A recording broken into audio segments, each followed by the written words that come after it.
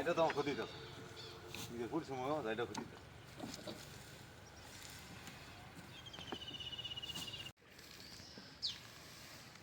এটা নিয়ে হারবা না কিনবো উপর তো ধ্যান লাগে হ্যাঁ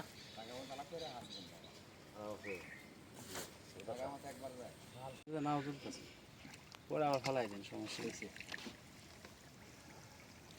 ওটার বকলে টাকা দিব বাইর বর্তমানে এটা ওই গুপ্তা জাল ফিরিস না থাকা যাবো আমার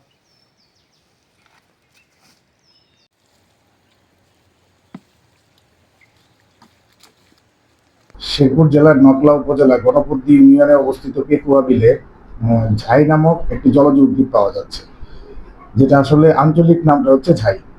তো ওই উদ্ভিদটা আশেপাশে যারা মৎস্যজীবী ছিলেন তারা এটা আসলে মাছের খাবার হিসেবে ব্যবহার করছে, মৎস্য চাষিরা।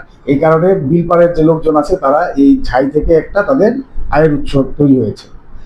প্রতি ভ্যান প্রতি তারা 300 থেকে 400 টাকা করে এই ঝাইগুলো বিক্রি করতে পারছে।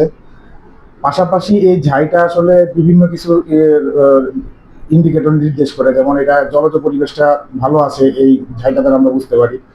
এই ঝাইটা মাছের অক্সিজেনের সরবরাহ করতেছে, মাছের আবাসস্থল হিসেবে কাজ করতেছে। পাশাপাশি যে মাছগুলো আসলে তৃণভোজী আছে, যেমন হচ্ছে আপনার আমাদের ঘাসকাপ আছে, সরপুঁটি আছে, রুই আছে, এই জাতীয় মাছগুলা এই ঝাইটা খেয়ে